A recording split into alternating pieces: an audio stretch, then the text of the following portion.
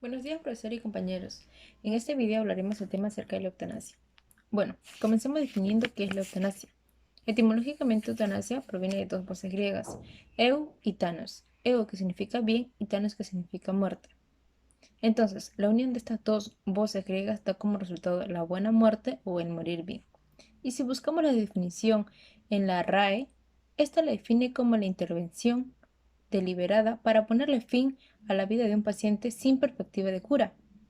Es decir, que esta definición está asociada con la muerte sin sufrimiento.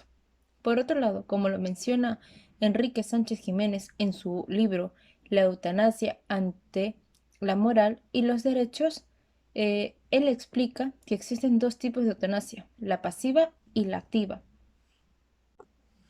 La pasiva es la acción de provocar la muerte de un paciente, mientras que la activa es la omisión de acciones o tratamientos que prolonguen la vida del paciente.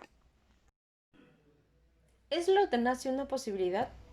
Debería ser una posibilidad poder elegir una muerte digna, pero lamentablemente en muchos países no está permitida legalmente. El único país en Latinoamérica que permite la eutanasia y que está a favor es Colombia. Sin embargo, el Perú, la práctica de esta te puede condenar hasta 3 años por el delito de homicidio piadoso, y al no encontrar las pruebas suficientes, tu condena se eleva a 15 años. Por otro lado, si suponemos que todos somos libres y pensamos como tal, entonces también somos responsables de nuestros actos y de nuestras decisiones. Es decir, si uno es dueño de su pensamiento, de su vida, de sus emociones y de su muerte, y dice con lucidez su voluntad, se debería respetar como tal. Además, si se puede retirar la ventilación artificial de un enfermo sin su consentimiento, ¿por qué tendría que prohibirse la inyección letal? Eso sería otro punto a tratar, pues como en el caso de Ana Estrada, una psicóloga que a los 12 años le detectaron una enfermedad degenerativa e incurable y que a los 42 años pide por una muerte digna, ya que es consciente que su enfermedad seguirá avanzando hasta que llegue a un punto donde ella se sienta muerta en vida. ¿Cómo así? Es decir, donde no puedo mover ni un solo músculo, donde esté conectado a aparatos que la puedan hacer respirar, donde necesite ayuda de terceras personas, donde sienta tanto dolor que pasa a llamarse sufrimiento. Por todas estas razones, Ana pide una muerte digna, y así como ella, muchas personas también pasan por lo mismo, que prefieren morir antes que pasar por todo este proceso.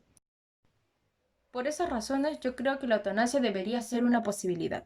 Ya, respecto a la pregunta si la eutanasia es una alternativa ética, pues para nosotros sí lo es.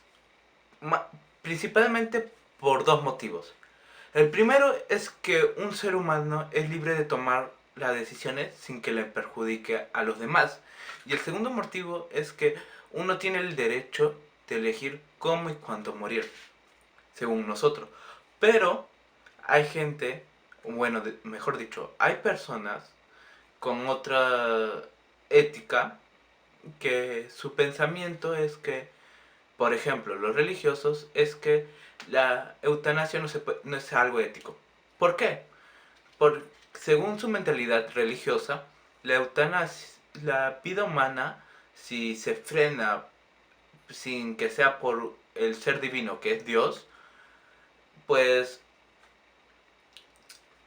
la gente no iría al cielo, sino al infierno, como es el caso del suicidio.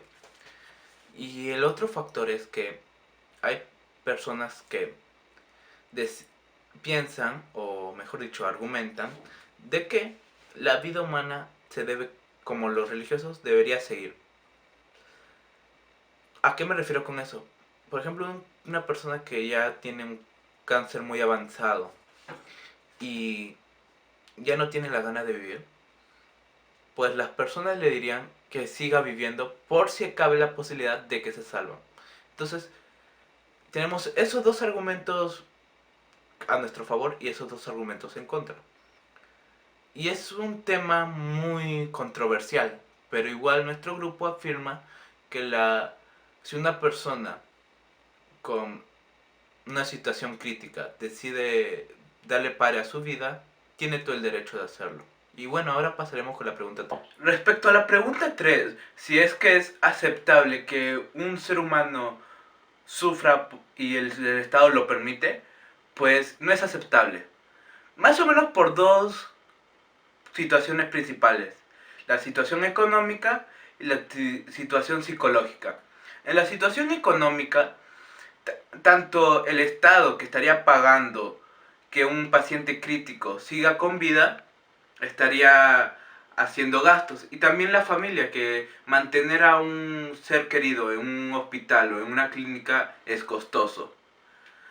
Aparte de eso, en lo psicológico, tanto el paciente que está con su vida sufriendo está mentalmente acabado por estar en una cama, por ver a toda su familia mal, causa sufrimiento. Y también la familia, al ver cómo está su ser querido, también es un problema psicológico. Por ende, no es aceptable que el Estado mantenga a un paciente en estados críticos y analizar bien la situación para que se puedan utilizar la eutanasia. ¿La sociedad podría llegar a un acuerdo para estos casos extremos? Principalmente nuestra sociedad está muy basada en la religión. Mayormente las personas que conforman estas mismas se rigen por sus religiones que adoptan. Teniendo esto claro, el problema de llegar a un acuerdo con la eutanasia es que resalta el conflicto moral sobre sufrir o dejar de sufrir frente a una enfermedad irreversible y dolorosa. Es muy difícil que las personas lleguen a un acuerdo empático con la eutanasia, ya que ellos, al tomar la decisión, se basarían en lo que dice la ley de Dios, que justamente esta va en contra de la eutanasia. Por otro lado, el Perú cuenta con una normativa en casos extremos que se podría considerar como eutanasia. Esta es la ley número 29.414 llamada eutanasia pasiva. Esto permite que un paciente prescinda de un tratamiento o de fármacos que le impidan la muerte. No obstante, esta prohíbe algún tercero facilite o cause la muerte del paciente. Esto se pudiera aplicar en el caso de la psicóloga Ana, de 42 años, que sufre de polimiositis desde los 12 años. A continuación, le paso a mi compañero. ¿Ayudaría el respeto y el diálogo en un tema tan controversial como la eutanasia? Bueno, empezaré explicando los dos términos. ¿Qué es el respeto? El respeto es uno de los valores más importantes del ser humano, ya que es fundamental para lograr una armoniosa interacción social. Por otro lado, el diálogo es una necesidad en un mundo diverso. Para que un diálogo sea exitoso, no habrá perdedores ni ganadores, sino un acuerdo. Para que exista respeto en una sociedad es necesario el diálogo, que permita poder aprender a respetar los derechos, comprender los valores, necesidades e intereses del otro. A pesar de que hubo diálogo y no se llegó a un consenso, este sí podía ayudar a exponer los diversos casos de pacientes con enfermedades terminales que existen en el Perú, quienes buscan en la eutanasia una solución al sufrimiento. Asimismo, podría generar en un futuro una mayor conciencia, empatía y posible reflexión en una mayor cantidad de ciudadanos. El pluralismo es un sistema en el cual se acepta, tolera y reconoce la variedad de doctrinas, posiciones, pensamientos, de los cuales son como tendencias o creencias dentro de una sociedad aplicable a todos los campos de la actividad humana y a todos los órdenes de la vida. Puede hablarse de pluralismo político, social, cultural, religioso, étnico, etc.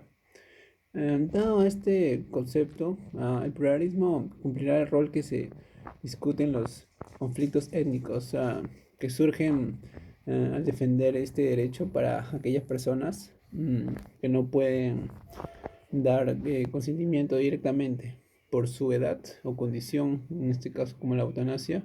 Bueno, a través a la figura étnica y legal, nosotros tenemos una actitud solidaria con respecto a la pregunta que vendría a ser y con qué vendría a ser la solidaridad con la eutanasia, eh, ya que contrarresta el individualismo externo, la preocupación por los otros y además como tenemos el cuidado de los otros, como es un deber moral y humano, nosotros hacemos como seres solidarios.